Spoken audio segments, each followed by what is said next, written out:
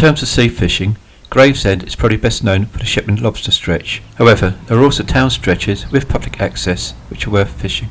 This is a record of 3 typical sessions in May and June at the Three Daws and at Gravesend Prom. My first session was between the pub and the lightship, and I've got a 3-hook clip-down rig already baited up on standby. I brought with me a blow lug from Southend and some old but still usable ragworm. You're fishing from railings, from which previous anglers have kindly left their cable ties, so tripods aren't needed. I'm most likely to catch on boom rigs, so I've baited up long wire boom rigs for fishing closer in and a short wire version for lobbing at distance if I need to. 2 weeks into May, it's still a bit early for soles here, but apparently 1 or 2 have been coming out here at night. Using harbour rag or maddies, as some people refer to them, would probably have been a better bet for bait, but I haven't yet found a source for them.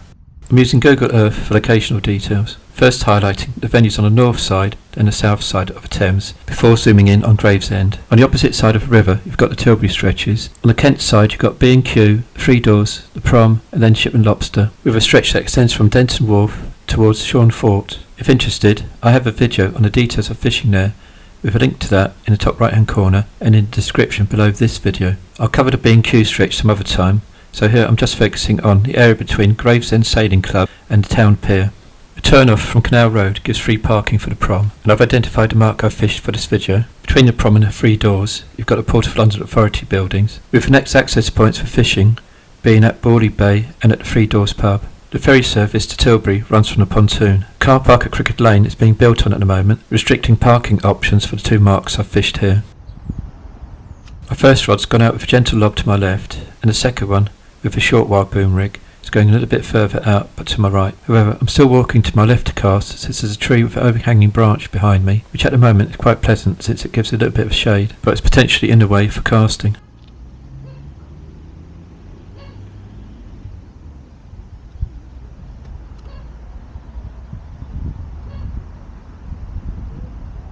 The tide is on its way in, so it's running from right to left. If I'm going to catch, it's most likely to be at the turn of the tide, or just after it starts running off.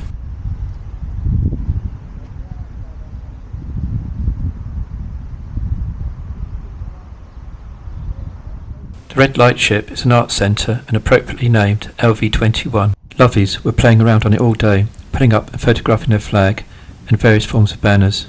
The benches in Elizabeth Park were also very busy during the day, being very popular with both locals and visitors to the area. As expected, my first bite came just as the tide started backing up, and my catch seemed to worry one of the locals.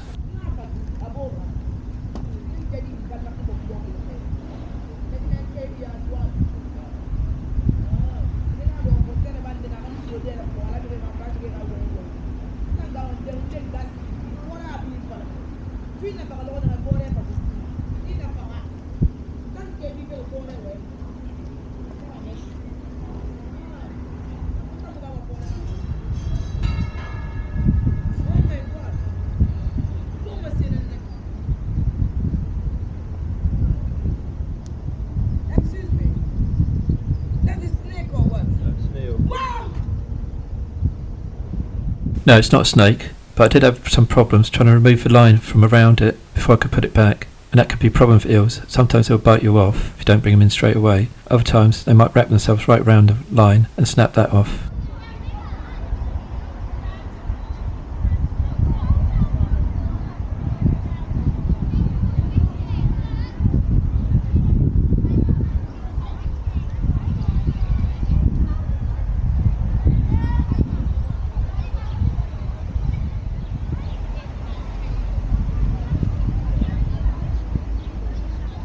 Here, just like other parts of Thames at the moment, there is a problem with little bits of weed getting stuck on your line, particularly near the leader knot. That needs to be removed, otherwise it might cause a problem with casting.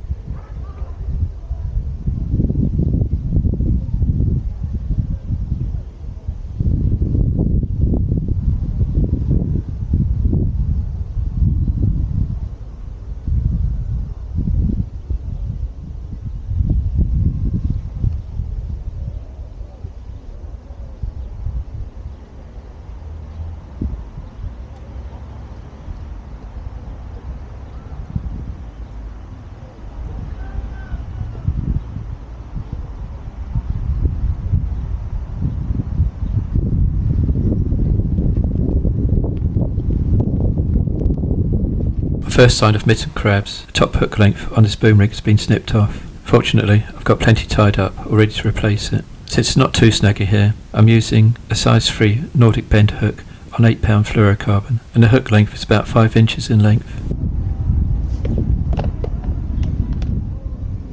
It's quite quick to replace the hook length and bait up with ragworm.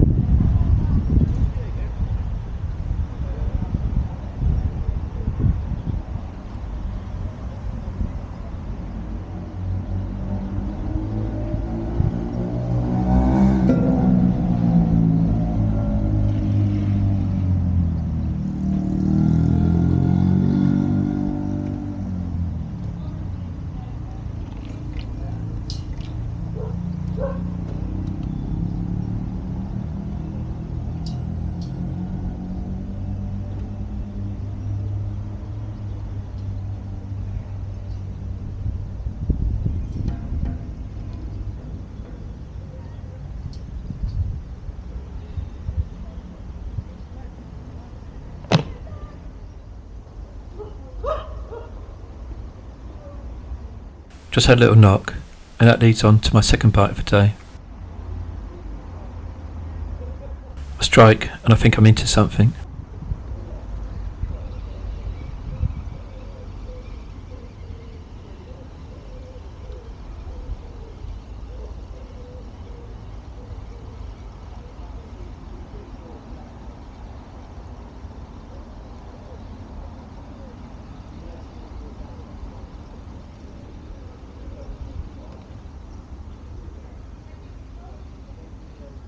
It's not a sole, but it's a welcome flatfish anyway. A smallish flounder.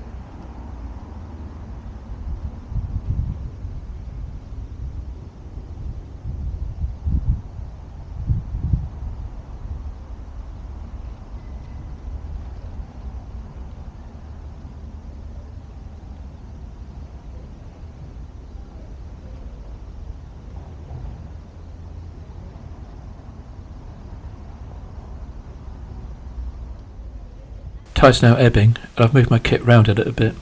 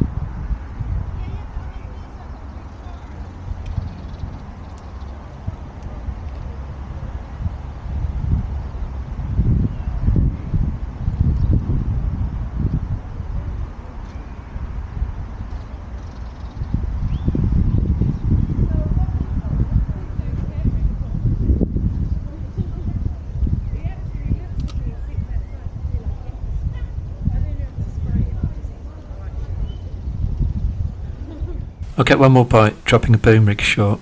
I didn't get any bites at all on a 3-hook clip down rig. So, not a very productive session, but at least I've caught. I'm quite happy to have got that flounder.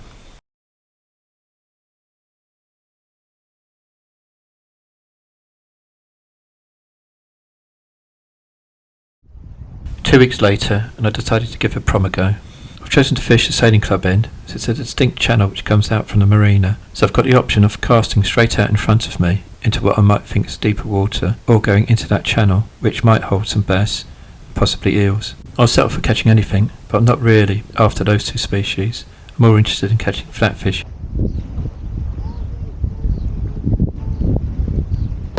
I've arrived just before high tide, having found a parking spot along Gordon Parade.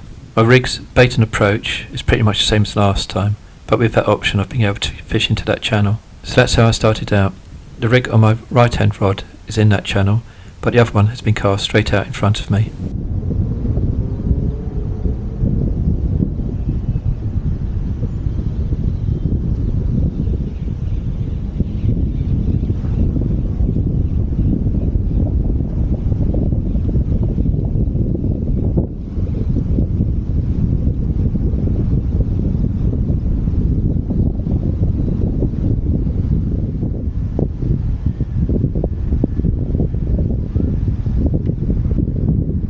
Once again, a slight problem of weed clogging the line.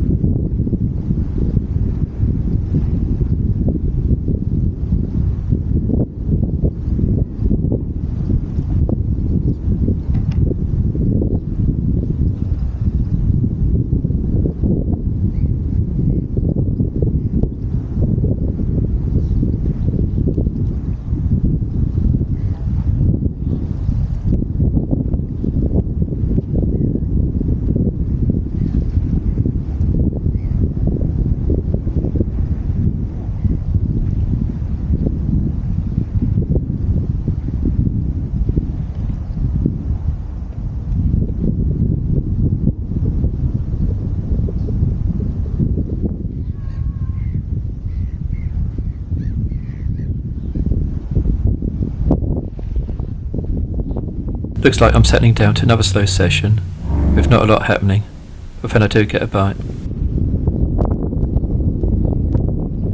And lo and behold, I managed to bring up my target species, even though I didn't think I had anything on. It's on the ragworm on the top boom of a long wire boom rig. So I'm well pleased with that. That's my first sole at Gravesend for this year.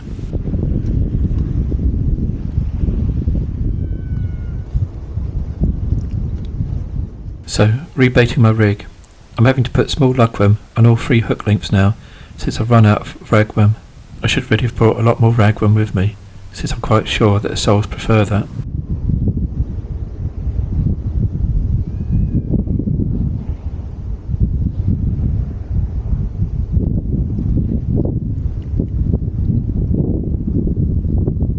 Size 3 Nordic bend hooks are ideal for a bait of this size.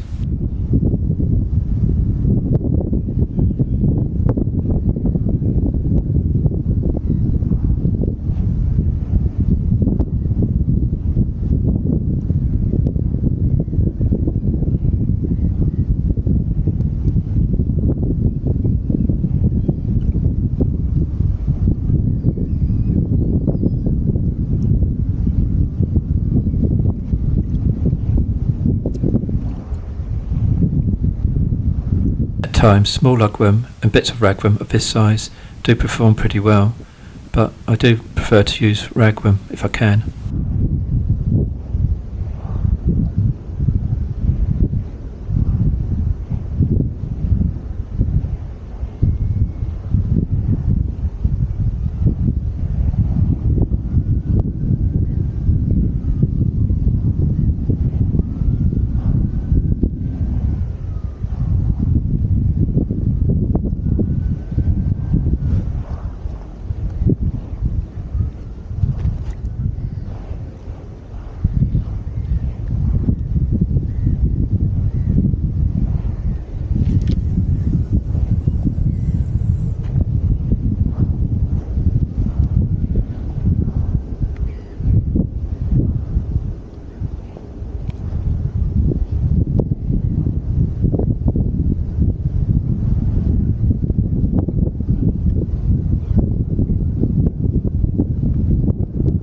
So that was that for that session. I fished the tide right down as far as I could, but there was no more bites forthcoming, so a little bit disappointing.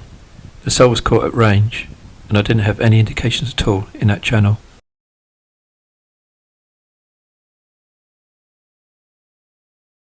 Since the fishing had been quite slow, I left it for about another 3.5 weeks before my return. This time I decided to fish Broady Bay, which is the other side of a red light ship to the Three Daws pub. I chose the tide with high water early in the morning at about 8 o'clock, so that made it easier to find somewhere to park. I got here about 6, and there were already people about, but no one fishing. My gear is the same. I'm using my Colmic 07 rods, which are ideal for this type of fishing. They are teamed up with Penaffinity 7000 reels with 30-pound braid. There were no cable ties left on the railings here, so I've had to construct my own rod rests.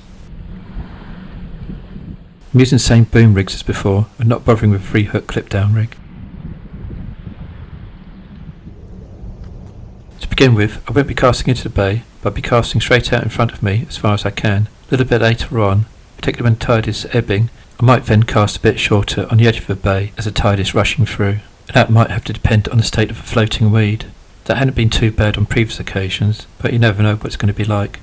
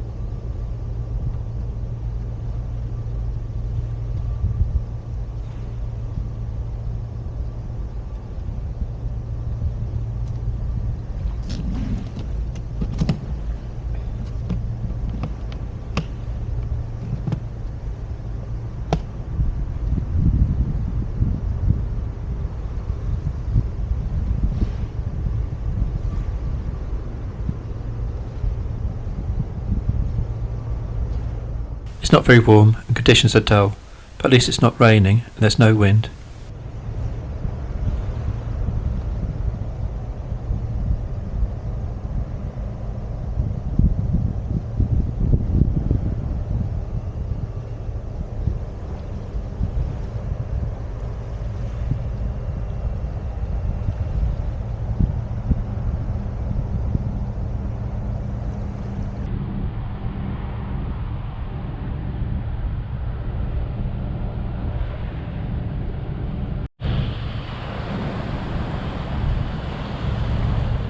Once again, bait for today is blow lugworm.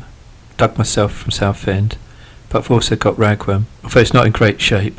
This time I brought a bit more than I did on the previous two occasions.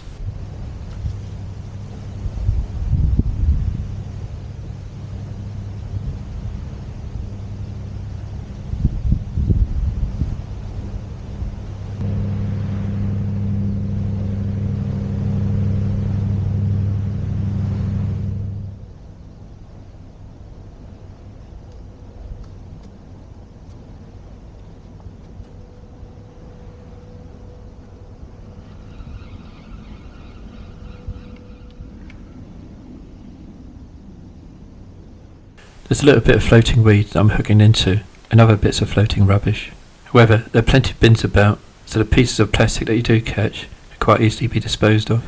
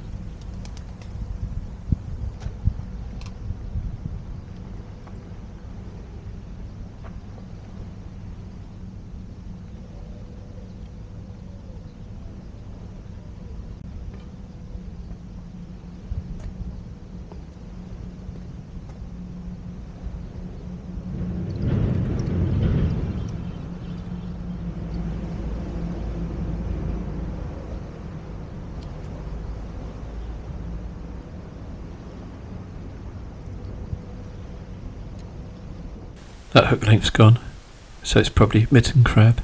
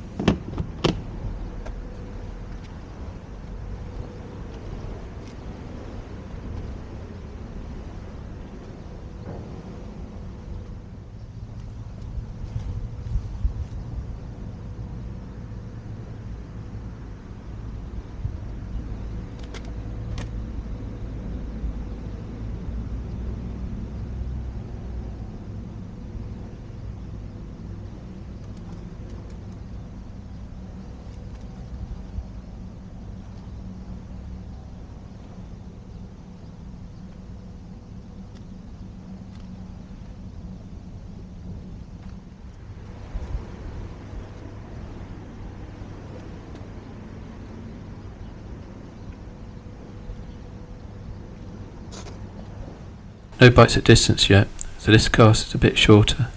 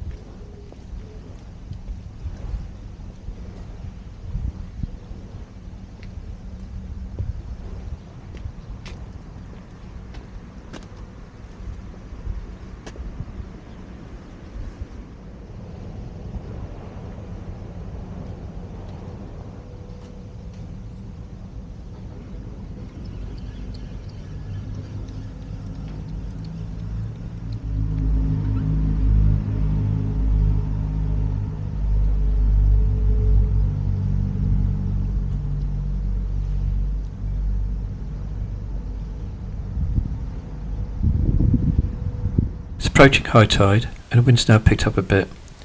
It's also from the north, making it even colder.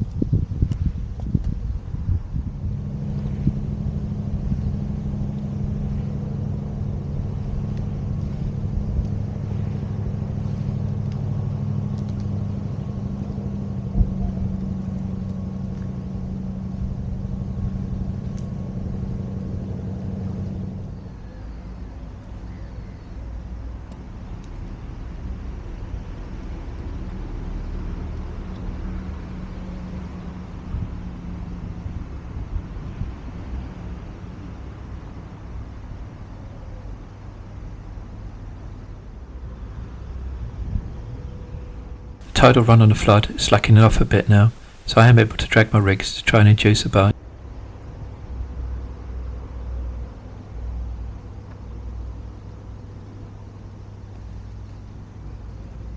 And that seemed to work, so I get a proper knock on my right hand rod.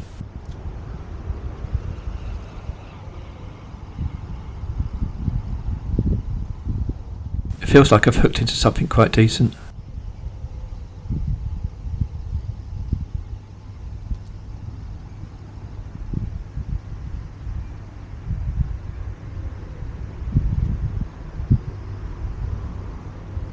The fish puts up a bit of a fight close in.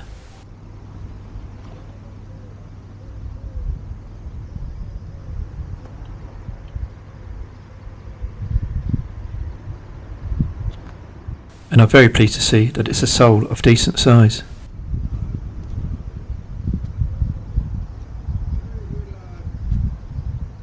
Quite lucky to have got that fish in, as the hook length breaks. I've got a feeling it's been damaged by a mitten crab.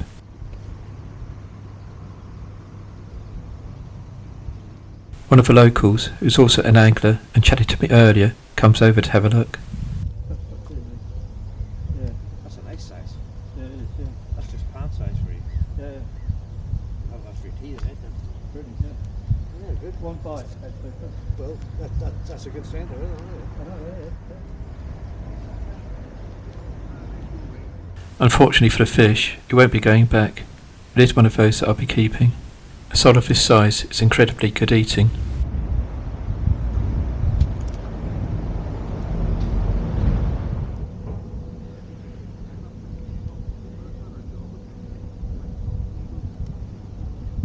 That looks like another bite, but unfortunately I miss it.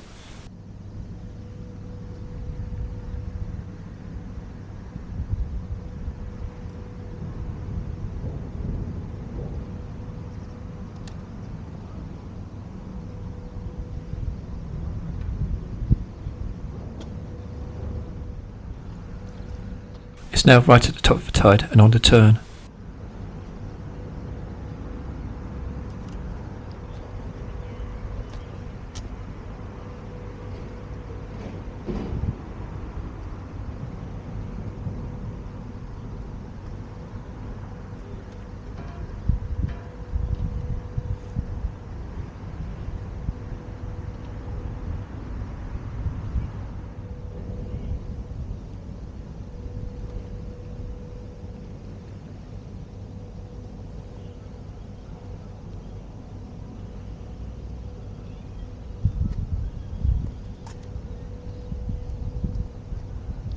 The sod I've caught was at distance, so I'm still casting at range.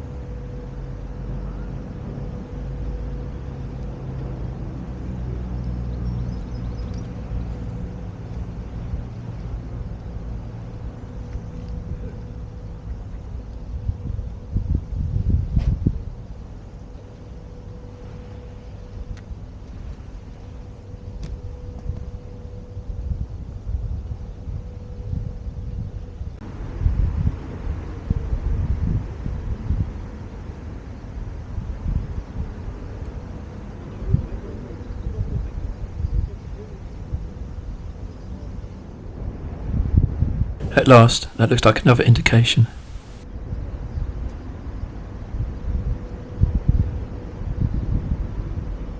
He knocks again, so it's worth a strike. Definitely something on. And that's what I want to see. Sole number 2, on the ragworm and on the top boom.